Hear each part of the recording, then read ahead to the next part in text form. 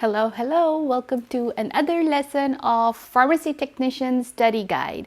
This is Dr. Sidra and I'm a pharmacist here to help you through your journey of becoming certified pharmacy technician.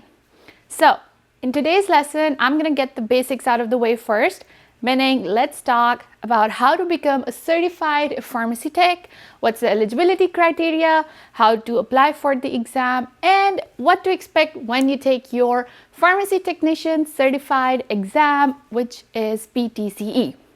Okay, oh, by the way, firstly, I want to let you guys know that my pharmacy tech study guide is for US residents who want to become a PTCB certified pharmacy technician. And just to clarify, PTCB credentials are designed to use exclusively in the United States of America and its territories.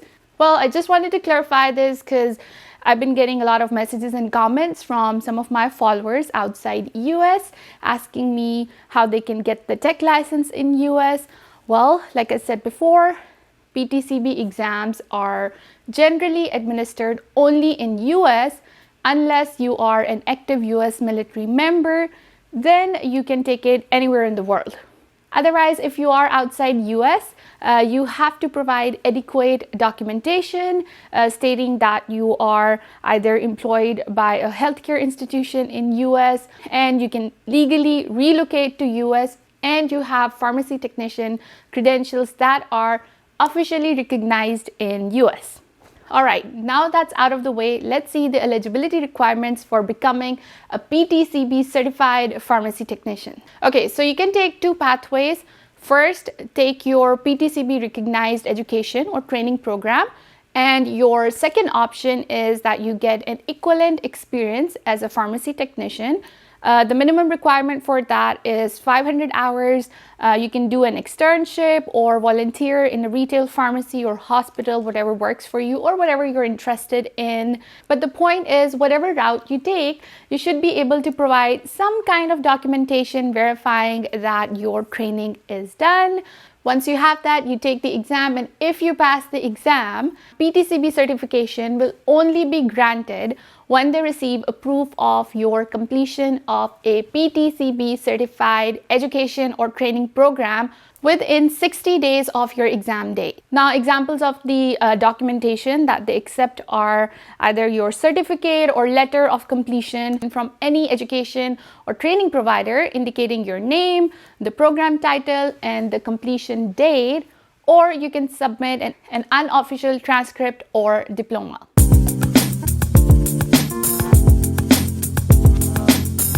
So you want to register on the PTCB website online. Basically, you just go to this website right here, the ptcb.org. On this website, you create your account. It's a simple 8-step registration, nothing too fancy. You enter the required information. Basically, you need to provide your email, your name, your address, phone number, and then agree to their terms and conditions, of course. And once you've created your account, you can then click apply for certification at the end and finish the rest of your application. Now, like I said before, this is pretty simple, pretty self-explanatory, nothing too fancy. You just follow the steps. And in the last section of the application, you will be required to pay for the application and test fee. Now, you can simply pay by check or credit card, whatever you prefer. The cost to apply and take the exam, however, is $129. Once your application is approved, normally which takes about 24 hours, you will receive an email from PTCB indicating authorization to schedule your exam date. Okay, so now once you receive that email, you want to save it because you will need the information in the email to schedule the exam date. Okay?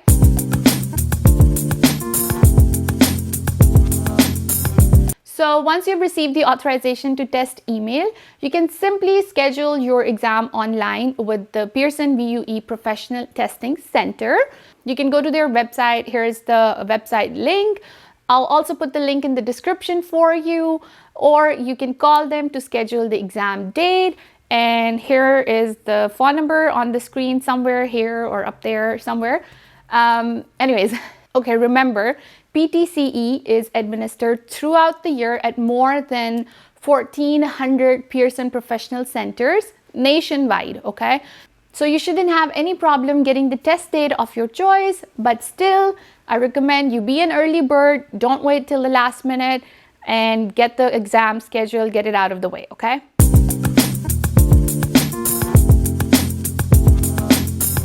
The PTCE is a 2-hour multiple choice exam. And of the 2 hours, 1 hour and 50 minutes are allocated for answering the exam questions, and 10 minutes are for the tutorial and post-exam survey, things like that. The test actually has 90 questions, of which 80 are scored and 10 are unscored. Meaning, let's say you have answered 10 questions wrong, and luckily those are unscored, then it won't count towards your final score. So basically, your score is based on the responses to the 80 scored questions, if that makes sense. Now, keep in mind, your unscored questions are not identified and are randomly distributed throughout the exam. So just give your best and don't stress out about it, okay? Oh, and the 90 questions are basically multiple choice questions. So you don't have to worry about writing a long novel in the exam. And I think the best thing about the multiple choice questions is that if you don't know the answer, you can be simply smart about it and make an educated guess. And I hope you do that, okay? The exam basically is going to test your knowledge of pharmacy practice because they want to make sure that you can safely practice in pharmacy under the supervision of the pharmacist. And in order to do that, you must have basic knowledge of main areas, right? The first one is medications. See, you're going to deal with medications in your job as a pharmacy technician all day, every day. So you must know the brand and generic names of at least the top 200 commonly used medications, their uses, their side effects, their therapeutic equivalents, storage, interactions, and much more.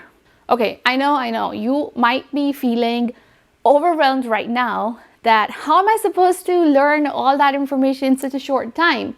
But trust me, as we go further in our lessons, you will learn all this really quick and become a pro at it in no time. Okay, so the next area you want to focus on is pharmacy law. Now, you will be working in a pharmacy, so obviously you should know what you can and cannot do. Because guess what? If you don't, you may come across people who will try to push you in a situation where you shouldn't be. So be educated and be smart because the world out there could be challenging. All right, so number 3 is patient safety and quality assurance. Yes, this is a big one because both you and I, meaning technicians and pharmacists, are working together as a team to ensure patient safety. And this is a really big one because let me tell you this, there have been so many times that I have seen technicians help pharmacists in catching errors because sometimes all we need is a second set of smart eyes. And I've said this before, for me, my technicians are literally my right hand. And I really don't know how am I going to survive even a single day in pharmacy without my technicians. Yes, I value you guys so much. Anyways, lastly, you must have a good understanding and knowledge of data entry and processing. Meaning, you should be able to understand and read the SIG codes, which is the directions on a medication or a prescription. You should know the medical terminology and symbols. You should be aware of the equipment used for medication administration, like what are unit doses, what are spacers, diabetic supplies, etc., etc. Okay? Also, you should know the procedures for identifying and returning dispensable, non-dispensable, and even expired medications. This is so important because I always rely on my technicians for doing the expireds or overstock returns and other similar tasks because it's like one less thing on my plate, and I am really grateful to my technicians for that. Anyways, this is a quick overview of what areas you need to focus on when studying for the test. The exam will have a certain percentage of questions from each area, like medications is a big one. It will be 40% of the exam. Law, I think, is like 12% or 12.5%, I believe. Patient safety is 26%. Order processing is like 21%.